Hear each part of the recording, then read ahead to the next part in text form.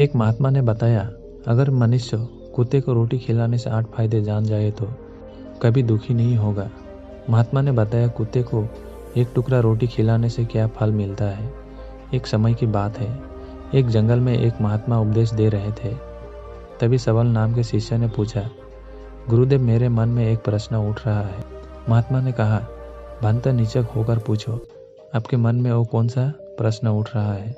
तब सबल ने कहा, गुरुदेव, मैं जानना चाहता हूँ कि कुत्ते को एक टुकड़ा रोटी खिलाने से मनुष्य को कौन सा फल मिलता है।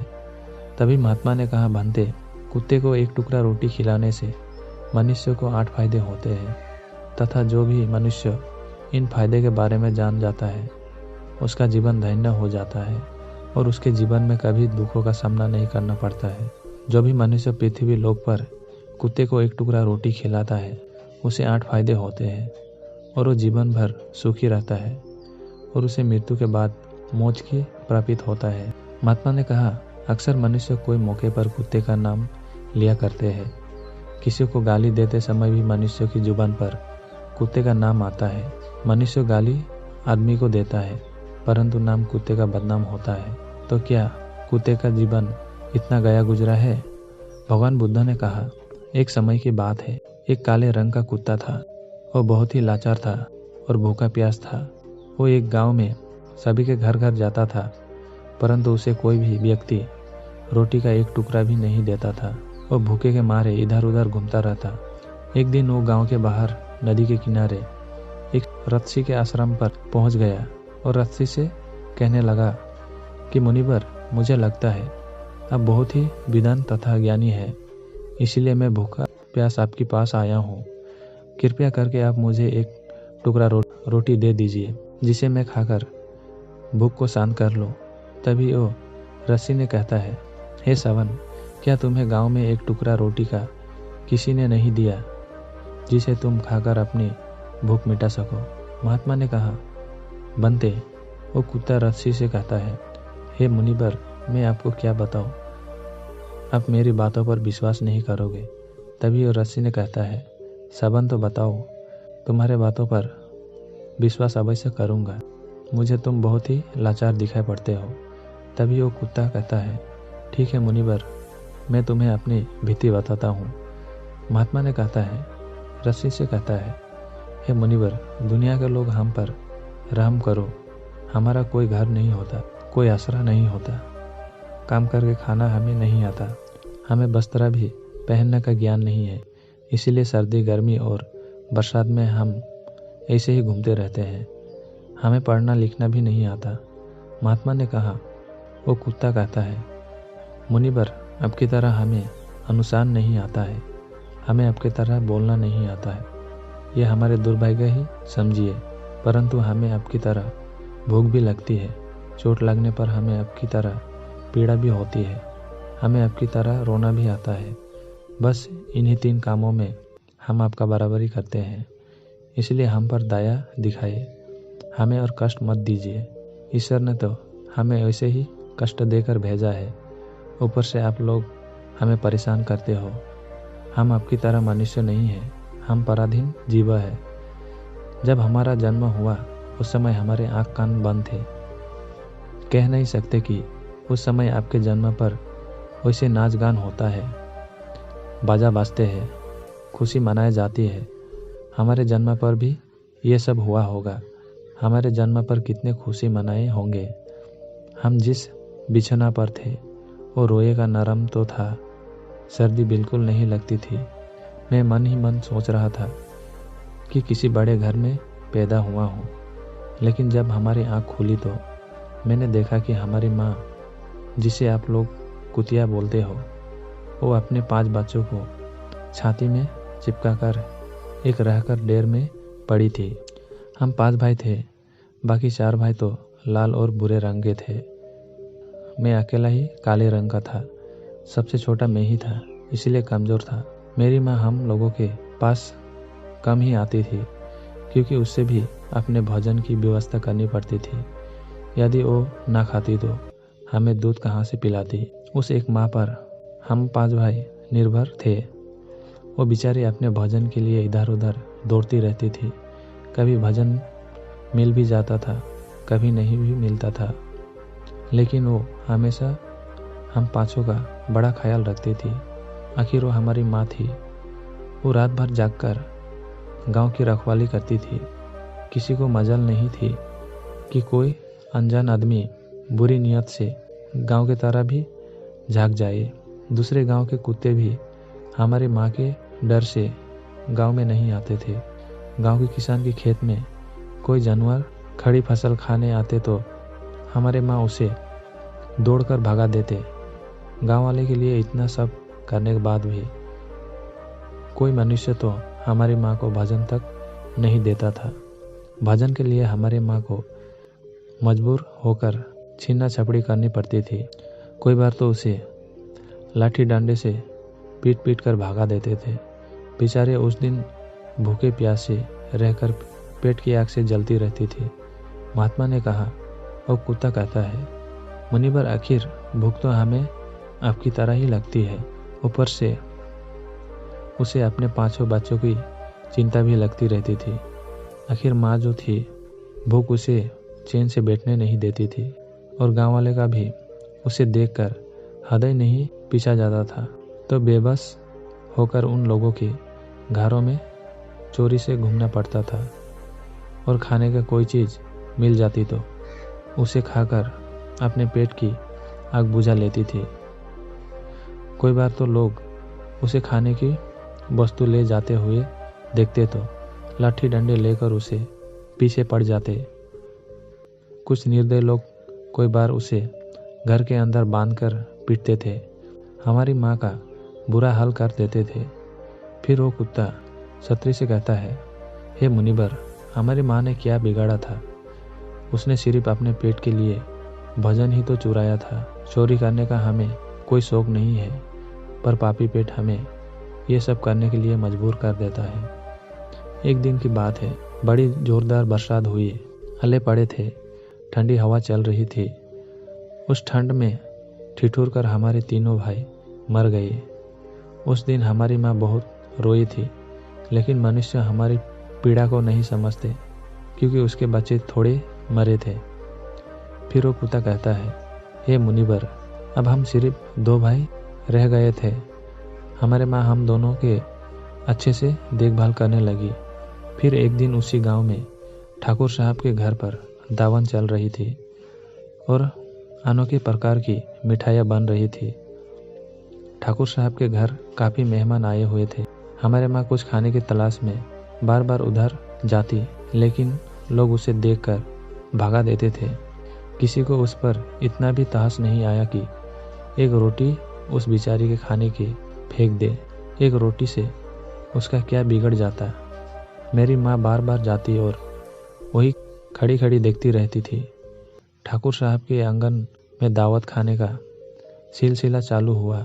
भजन परोसा जाने लगा। मेरी माँ भी वही जाकर पूछ हिलाने लगी। खाना परोसने वाला आदमी जब किसी काम से भीतर गए तो माँ दबे पाँव रोटी लाने को चल पड़ी। फिर दूसरे आदमी ने मेरी माँ को जाते हुए देख लिया तो चारों ओर से लोग चिल्ला चिल्ला कर उसकी तरफ भागे। मेरी माँ उनकी चीख सुनकर घबरा गए। 2-3 आदमी लाठी लेकर उसके पीछे बेरहमी से दौड़े। मेरी माँ वहाँ से घबरा कर भागने लगी, परंतु उसे वहाँ से निकलने का कोई रास्ता नहीं मिला, क्योंकि सामने से लोग लाठी डंडे लेकर आ रहे थे। तभी मेरी माँ वहाँ पर जो लोग भजन कर रहे थे उनको लंघ कर निकल गए। महात्मा ने कहा, आगे वो कुत्ता कहता है, मुनिवर, मेरी माँ अपने निकलने पर इतनी हैरान नहीं थी जितनी कि उन लोगों को देखकर हुई थी जो वहाँ पर दावत खा रहे थे।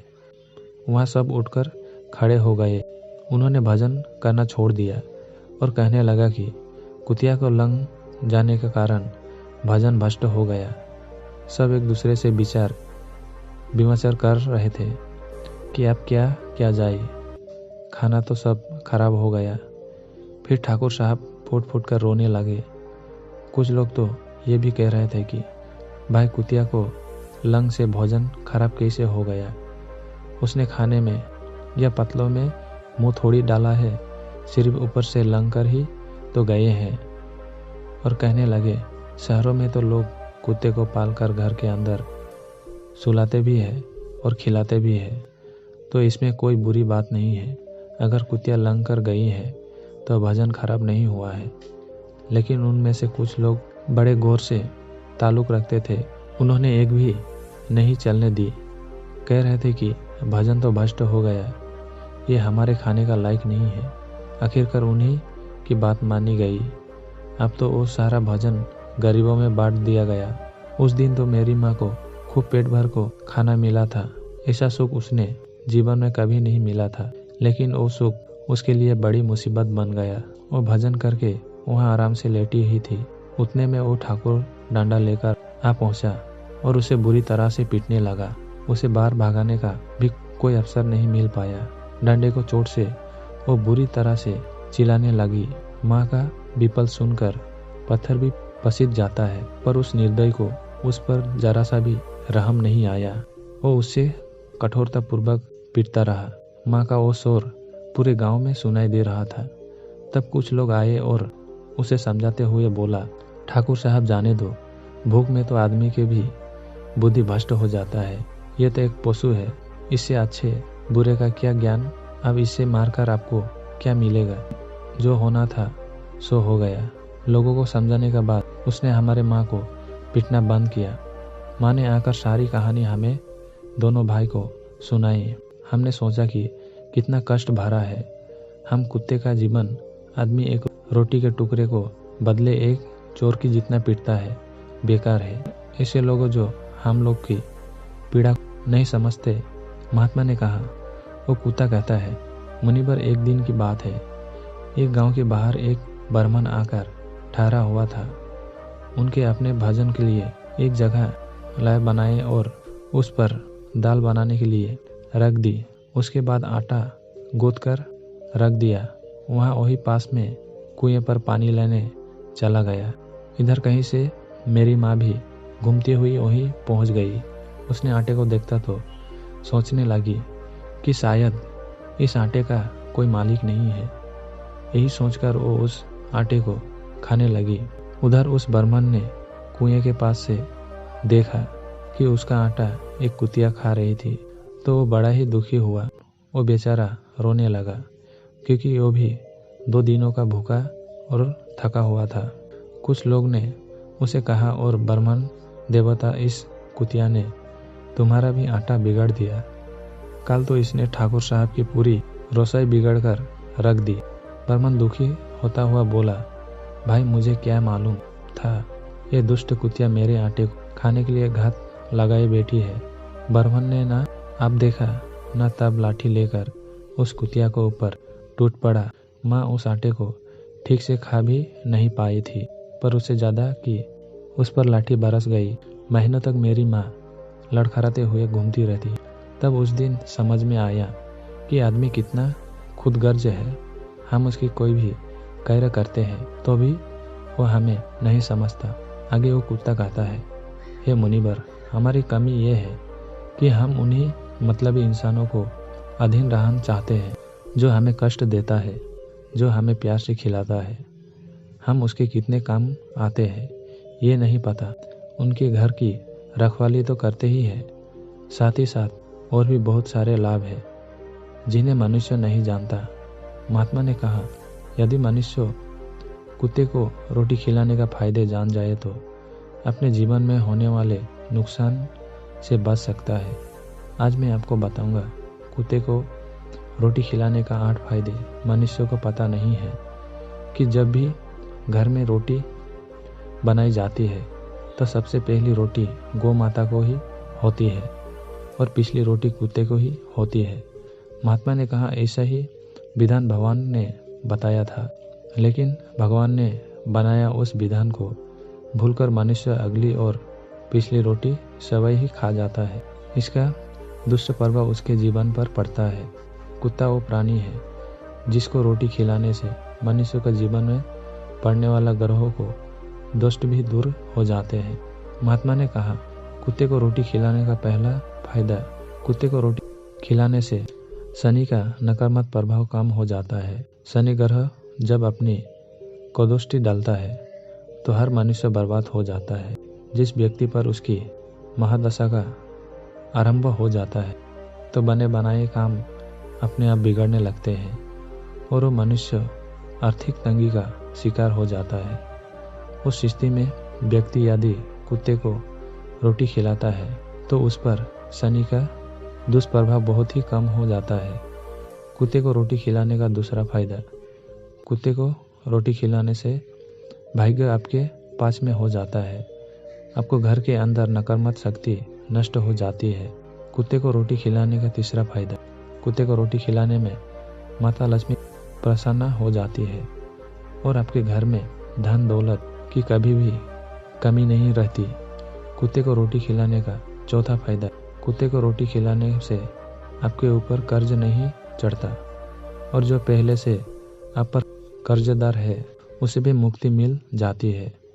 कुत्ते को रोटी खिलाने का पांचवा फायदा, कुत्ते को सुबह शाम भोजन देने से आपका व्यापार बहुत अच्छे से चलता है। कुत्ते को रोटी खिलाने का चौथा फायदा, कुत्ते को रोटी खिलाने से आपकी आयु में बुद्धि होती है और अटका हुआ धन वापस मिल जाता है। कुत्ते को रोटी खिलाने से सातवां फायदा, कुत्ते को रोटी खिलाने से हमेशा आपको स्वस्थ अच्छा बनना रहता है और मानसिक रूप से आप मजबूत रहते हैं। आपका मन हमेशा ऊर्जावान रहता है, अच्छे विचार आपके मन के अंदर आते हैं। कुत्ते को रोटी खिलाने का आठवां फायदा, कुत्ते को रोटी खिलाने से हमें भगवान प्रसन्न रहते हैं क्योंकि भगवान को समस्त जीवों की चिंता रहती है और जो समस्त जीवों पर दया दिखाता है भगवान भी उस मनुष्य से हमेशा प्रसन्न रहते हैं। भगवान की कृपा सदैव उस परिवार पर बनी रहती है। अपने अपने वर्ग से सुना होगा, कहते हैं कि जब कुत्ता रोता है तो आप सुगुन होता है, कोई संकट आता है, किसी की मृत्यु होती है, इसलिए कुत्ते को कभी रुलाना नहीं चाहिए। इस प्रकार से महात्मा ने सवाल को कुत्ते को रोटी खिलाने का 8 फायदे बताए और जो भी मनुष्य कुत्ते को रोटी खिलाता है तो उसे इन 8 फायदे का फल प्राप्त होता है। वीडियो अगर पसंद आए हो तो वीडियो को लाइक और हमारे चैनल को सब्सक्राइब जरूर करें। धन्यवाद।